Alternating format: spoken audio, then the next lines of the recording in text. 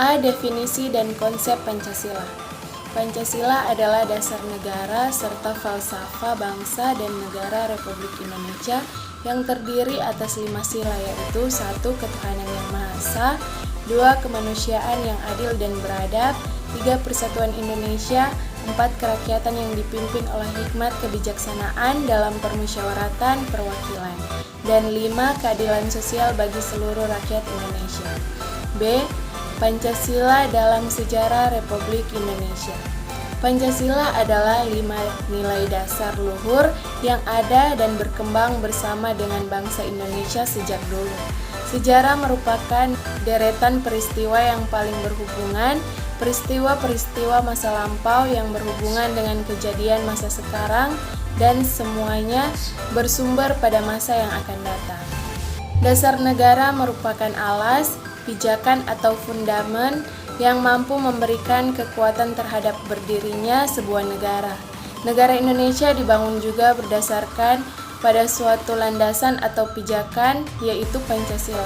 Oleh karena itu, sudah seharusnya semua peraturan perundang-undang di Republik Indonesia bersumber pada Pancasila. 1. Sumber historis Pancasila. Nilai-nilai Pancasila sudah ada dalam adat istiadat, kebudayaan, dan agama yang berkembang dalam kehidupan bangsa Indonesia sejak zaman kerajaan dahulu. Misalnya, sila ketuhanan sudah ada pada zaman dahulu, meskipun dalam praktik pemujaan yang beraneka ragam, tetapi pengakuan tentang adanya Tuhan sudah diakui. 2. Pancasila sebagai kajian sejarah bangsa Indonesia. A. Pancasila era pra-kemerdekaan. Asal mula Pancasila secara budaya menurut Sunoto 1984 melalui kajian filsafat Pancasila menyatakan bahwa unsur-unsur Pancasila berasal dari bangsa Indonesia terdiri. Walaupun secara formal Pancasila baru menjadi dasar negara Republik Indonesia pada tanggal 18 Agustus 1945. Namun jauh sebelum tanggal tersebut, bangsa Indonesia telah memiliki unsur-unsur Pancasila dan bahkan melaksanakan di dalam kehidupan merdeka.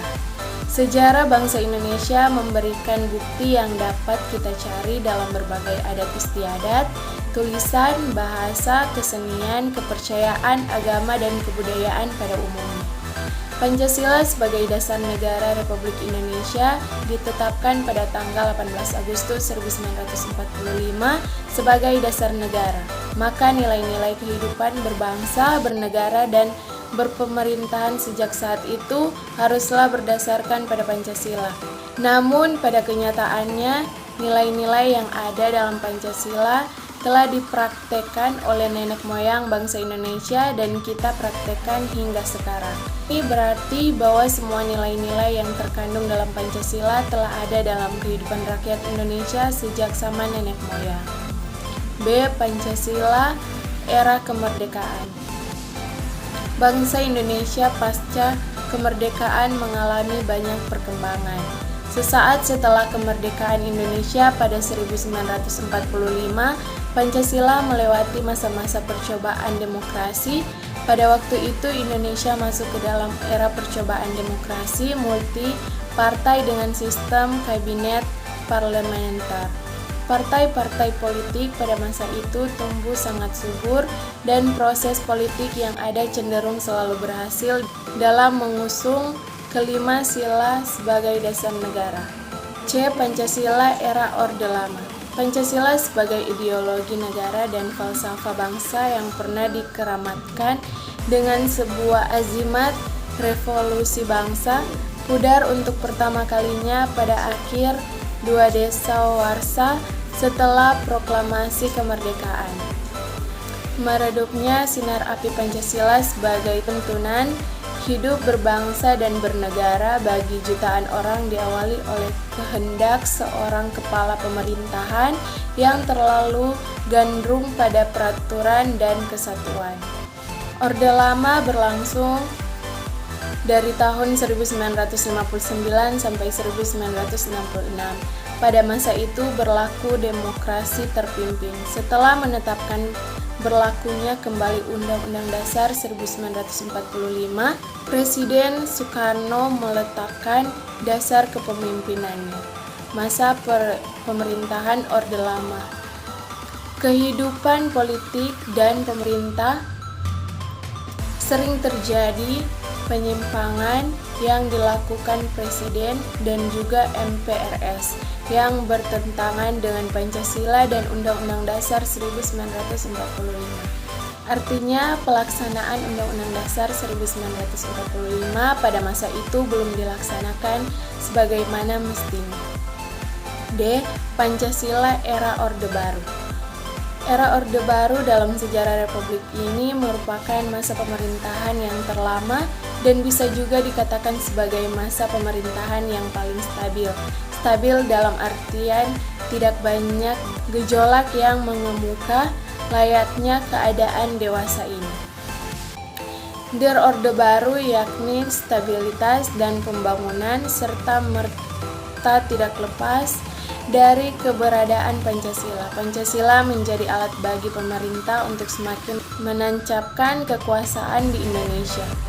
Selain penanaman nilai-nilai tersebut, dapat dilihat dari penggunaan Pancasila sebagai asas tunggal dalam kehidupan berorganisasi, yang menyatakan bahwa semua organisasi apapun bentuknya, baik itu organisasi masyarakat, komunitas, perkumpulan, dan sebagainya, haruslah menggunakan Pancasila sebagai asas utamanya. Pada era Orde Baru sebagai era dinamis dan maniskannya. Pancasila era reformasi. Memahami peran Pancasila di era reformasi, khususnya dalam konteks sebagai dasar negara dan ideologis nasional, merupakan tuntutan hakiki agar setiap warga negara Indonesia memiliki pemahaman yang sama dan akhirnya memiliki persepsi dan sikap yang sama terhadap kedudukan, peran dan fungsi Pancasila dalam kehidupan masyarakat, berbangsa, dan bernegara. Pancasila sebagai paradigma ketatanegaraan, artinya Pancasila menjadi kerangka berpikir atau pola berpikir bangsa Indonesia, khususnya sebagai dasar negara, ia sebagai landasan kehidupan berbangsa dan bernegara. Pancasila adalah 5 nilai dasar luhur yang ada dan berkembang bersama dengan bangsa Indonesia sejak dulu. Sejarah merupakan deretan peristiwa yang saling berhubungan, yang disusun berdasarkan peninggalan-peninggalan berbagai peristiwa. Peninggalan-peninggalan itu disebut sumber sejarah. Pancasila sebagai dasar negara mempunyai arti yaitu mengatur penyelenggaraan pemerintahan. Konsekuensinya adalah Pancasila merupakan sumber dari segala sumber hukum. C. Sumber historis, sosiologis, yuridis, dan politis pendidikan Pancasila. 1. Sumber historis pendidikan Pancasila. Presiden Soekarno pernah mengatakan jangan sekali-kali meninggalkan sejarah. Pernyataan tersebut dapat dimaknai bahwa sejarah mempunyai fungsi penting dalam membangun kehidupan bangsa dengan lebih bijaksana di masa depan. Sejarah juga merupakan guru kehidupan. Melalui pendekatan ini, mahasiswa diharapkan dapat mengambil pelajaran atau hikmah dari berbagai peristiwa sejarah, baik sejarah nasional maupun sejarah bangsa-bangsa lain. Dan pendekatan historis, mahasiswa diharapkan akan memperoleh inspirasi untuk berpartisipasi dalam pembangunan bangsa sesuai dengan program studi masing-masing dan dapat menghindari perilaku yang bernuansa mengulangi kembali kesalahan sejarah. 2. Sumber sosiologis pendidikan Pancasila. Sosiologi adalah ilmu tentang kehidupan antar manusia. Di dalamnya pengkaji antara lain latar belakang, susunan, dan pola kehidupan sosial dari berbagai golongan dan kelompok masyarakat. Di samping juga kaji masalah-masalah sosial, perubahan dan pembaharuan dalam masyarakat. 3. Sumber yuridis pendidikan Pancasila. Negara Republik Indonesia adalah negara hukum dan salah satu cirinya atau istilah yang bernuansa bersinonim yaitu pemerintahan berdasarkan hukum. Pancasila sebagai dasar negara merupakan landasan dan sumber dalam membentuk dan menyelenggarakan negara hukum tersebut. Hal tersebut berarti pendekatan yuridis merupakan salah satu pendekatan utama dalam pengembangan atau pengayaan materi mata kuliah pendidikan Pancasila. 4. Sumber politik pendidikan Pancasila. Salah satu sumber penggayaan materi pendidikan Pancasila adalah berasal dari fenomena kehidupan politik bangsa Indonesia. Tujuannya agar Anda mampu mendiagnosa dan mampu memformulasikan saran-saran tentang upaya atau usaha mewujudkan kehidupan politik yang ideal sesuai dengan nilai-nilai Pancasila. D. Pancasila sebagai dasar dan ideologi negara. Pancasila sebagai ideologi negara adalah sarana pemersatu masyarakat dan pengaruh motivasi bangsa untuk mencapai cita-cita. Dan Pancasila sebagai ideologi negara secara lebih luas adalah visi atau arah kehidupan berbangsa dan bernegara di Indonesia. Visi tersebut adalah terwujudnya kehidupan yang menjunjung tinggi ketuhanan, nilai kemanusiaan, persatuan, kerakyatan, dan keadilan. Sehingga Hadi mengharapkan bahwa ideologi Pancasila menjadi pemandu arah bagi bangsa Indonesia.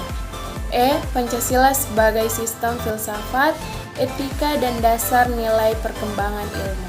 Pancasila sebagai sistem etika adalah cabang filsafat yang dijabarkan dari sila-sila Pancasila untuk mengatur perilaku kehidupan bermasyarakat, berbangsa, dan bernegara di Indonesia. Oleh karena itu, di dalam etika Pancasila terkandung nilai-nilai ketuhanan, kemanusiaan, persatuan, kerakyatan, dan keadilan. Pancasila sebagai dasar nilai pengembangan ilmu memiliki arti bahwa kelima nilai dari Pancasila itu sendiri merupakan pedoman dalam pengembangan ilmu pengetahuan dan teknologi. Akan tetapi, sejarah dengan perkembangan iptek di masa kini tidak dipungkiri selain dampak positif juga terdapat dampak negatif. F. Latar belakang lahirnya masalah reformasi, Amandemen 1, 2, 3, dan 4 Undang-Undang Dasar 1945. Latar belakang Amandemen pertama. Amandemen pertama dilakukan karena adanya desakan kuat selama masa kemelut politik dan krisis kepercayaan yang dipicu oleh krisis moneter tahun 1997. Meledaknya keinginan masyarakat mewujudkan struktur dan sistem bernegara yang lebih andal. Hal-hal pokok yang melatar belakangi amandemen pertama adalah sistem konstitusi masih bersifat syarat eksekutif, kekuasaan terpusat pada presiden menyebabkan banyak pelanggaran hak asasi manusia. Masa jabatan presiden yang tidak terbatas memunculkan otoriterisme. Latar belakang amandemen kedua. Amandemen kedua dilakukan karena beberapa pasal dinilai masih memiliki makna ganda atau multitafsir. Kekuasaan di beberapa lembaga seperti MPR juga masih terlalu besar sehingga dinilai belum demokratis. Hal-hal melatar belakangi amandemen kedua adalah sistem pemerintahan daerah yang masih tertumpu pada pusat, di mana daerah tidak punya kekuasaan untuk melaksanakan demokrasi. Adanya tuntutan atas fungsi pengawasan terhadap kekuasaan presiden melalui lembaga perwakilan. Latar belakang amandemen ketiga. Amandemen ketiga dilatar belakangi oleh masih adanya kelemahan sistematika dan substansi Undang-Undang Dasar pasca perubahan, yakni inkonsistensi dalam penjabaran sejumlah pasal seperti pasal wewenang lembaga negara, kerancuan sistem pemerintahan, sistem ketatanegaraan yang belum jelas, belum adanya budaya taat berkonstitusi, budaya birokrasi yang masih membawa gaya lama atau rumit. Amandemen ketiga menjadi upaya yang lebih serius serta konsisten untuk bergerak dari perubahan konstitusi ke perubahan budaya masyarakat. Latar belakang amandemen keempat, setelah melalui 3 kali amandemen sebelumnya, beberapa hal masih menjadi latar belakang perlunya amandemen keempat, yaitu perlunya sistem ketatanegaraan yang lebih demokratis dan perlunya sistem ketatanegaraan berdasarkan hukum yang lebih teratur, perlunya luasan jaminan hak asasi manusia, perlunya desentralisasi yang lebih berorientasi kepada daerah otonom. Tidak ada grand design yang jelas dalam 3 amandemen sebelumnya. Perlu adanya pengaturan peran parlemen dalam hal mewujudkan fungsinya sebagai perwakilan rakyat. Amandemen keempat dilandasi memupukkan spirit konstitualisme di berbagai lapisan masyarakat yang sudah menjadi suatu keharusan di era global dengan keteladanan dari para pemimpin. G. Perubahan sistem ketatanegaraan NKRI setelah amandemen Undang-Undang Dasar 1945. Setelah amandemen Undang-Undang Dasar 1945, terjadi pergeseran kekuasaan presiden dalam membentuk undang-undang yang diatur dalam pasal 5. Berubah menjadi presiden berhak mengajukan rancangan undang-undang dan Dewan Perwakilan Rakyat memegang kekuasaan membentuk undang-undang. Pasal 20. H. Implementasi sila pertama, sila kedua, sila ketiga, sila keempat, dan sila kelima Pancasila dalam aspek kehidupan bangsa. Sila pertama, ketuhanan yang Maha Esa. Dalam kehidupan sekarang, setiap masyarakat Indonesia dijamin kebebasan dalam menjalani kepercayaannya masing-masing. Masyarakat kini dapat menjalani kepercayaannya dengan tenang tanpa gangguan intoleransi. Di sila ini masyarakat juga diminta agar tidak menistakan agama lain dan harus menjunjung tinggi kerukunan umat beragama antara satu dengan yang lain. Sila kedua, kemanusiaan yang adil dan beradab. Di sila ini semua warga negara Indonesia memiliki hak yang setara dalam pemenuhan kesejahteraan. Selain itu juga kesetaraan dalam kehidupan yang layak, hak politik, hukum, dan semua hal yang telah diatur di undang-undang tanpa melihat suku dan ras warga negara Indonesia tersebut. Sila ketiga, persatuan Indonesia. Di sila ketiga ini, semua warga negara Indonesia tidak boleh melakukan aksi-aksi yang dapat merenggakan persatuan dan kesatuan negara kita, seperti melakukan tindakan terorisme, intoleransi, gerakan separatis, dan hal-hal yang serupa. Sila keempat, kerakyatan yang dipimpin oleh hikmat kebijaksanaan dalam permusyawaratan perwakilan. Dapat dilihat bahwa banyak sekali kasus ataupun masalah yang terjadi di negara kita yang menunjukkan penurunan sila keempat ini. Contohnya banyaknya kasus sengketa pilkada yang harus berakhir di MK. Hal ini semakin parah karena masyarakat disungguhkan oleh matinya sikap dalam menghormati pendapat orang lain. Demokrasi dan rasa legowo di hati para pihak yang kalah seolah-olah sudah mati sejak lama. Sila kelima, keadilan sosial bagi seluruh rakyat Indonesia. Di sila kelima ini dapat dilihat bahwa tujuannya adalah agar seluruh warga negara Indonesia mendapat kesejahteraan dan keadilan yang merata. Seluruh rakyat Indonesia berhak mendapatkan penghidupan yang layak, penghormatan terhadap hak asasi manusia, perlindungan keamanan dan hukum yang seutuhnya, dan semua hal yang berkaitan dengan kesejahteraan warga negara. Bagi teman-teman yang masih bingung mau berkuliah di mana, saya mengajak teman-teman untuk bergabung bersama kami di Universitas Pembangunan Indonesia Manado.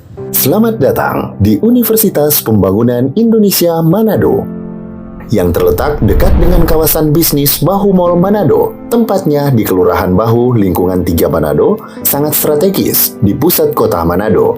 Dibangun di atas lahan seluas 2,5 hektar, Universitas Pembangunan Indonesia Manado berdiri megah dengan ruangan 7 lantai, terdiri dari ruangan kelas, ruangan kantor, perpustakaan, laboratorium komputer, laboratorium keperawatan, pengadilan semu, dan laboratorium bahasa, kantin, serta rooftop di lantai atas. Universitas Pembangunan Indonesia Manado memiliki 6 fakultas dengan program studi, yaitu Fakultas Pertanian, Prodi Agribisnis, Fakultas Hukum, Prodi Hukum, Fakultas Teknik, Prodi Teknik Elektro dan Teknik Sipil, Fakultas Ilmu Sosial Ilmu Politik, Prodi Ilmu Politik, Fakultas Sastra, Prodi Sastra Inggris, Fakultas Keperawatan, Prodi Ilmu Keperawatan, dan Profesi Nurse. Didukung oleh sumber daya manusia yang berkompeten dan tersertifikasi, Universitas Pembangunan Indonesia Manado memiliki dosen dan tenaga kependidikan dengan latar belakang S2 dan S3 lulusan dalam dan luar negeri.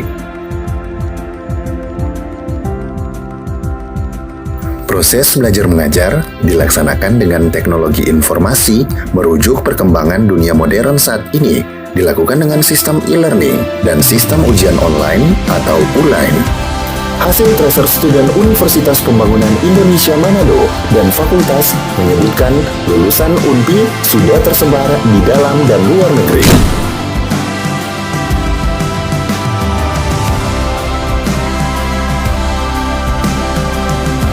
Selamat bergabung putra-putri terbaik bangsa. Kembangkan dirimu, raih cita-citamu setinggi bintang di langit. Kami siap menghasilkan generasi terbaik dan pemimpin di masa depan.